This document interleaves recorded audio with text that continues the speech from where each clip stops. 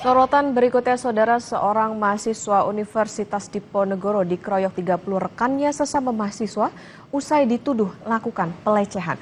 Pihak Universitas Diponegoro bilang sudah membentuk tim investigasi untuk mengungkap kasus ini.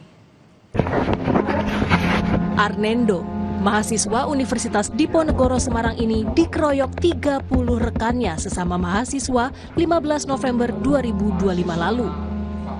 Akibatnya, korban mengalami luka serta lebam di tubuhnya. Saat itu, korban dianiaya lantaran diduga melakukan pelecehan pada salah satu rekan mahasiswi. Namun korban membantah tuduhan tersebut. Pihak korban berharap kasus ini segera dituntaskan pihak kepolisian. Dituduh melakukan pelecehan terhadap seorang wanita, juga mahasiswi satu jurusan, sama-sama jurusan antropologi.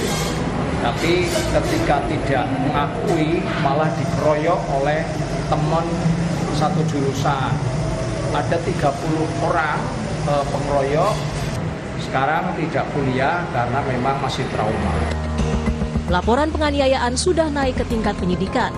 Sejumlah saksi juga telah diperiksa. Kami dari Satreskrim Polrestabes Semarang sudah melakukan pemeriksaan saksi-saksi, ya. Berikut juga untuk visum sudah didapatkan oleh penyidik.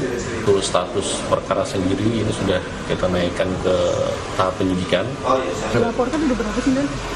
Kalau dari keterangan cukup banyak, ya, sekitar 20-an.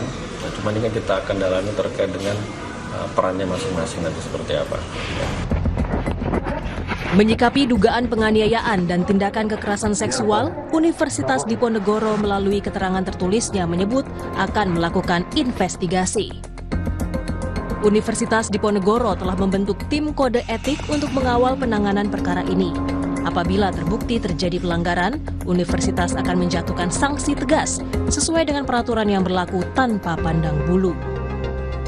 Polisi juga masih mendalami peran masing-masing terduga pelaku. Heri Widodo, Kompas TV, Semarang, Jawa Tengah.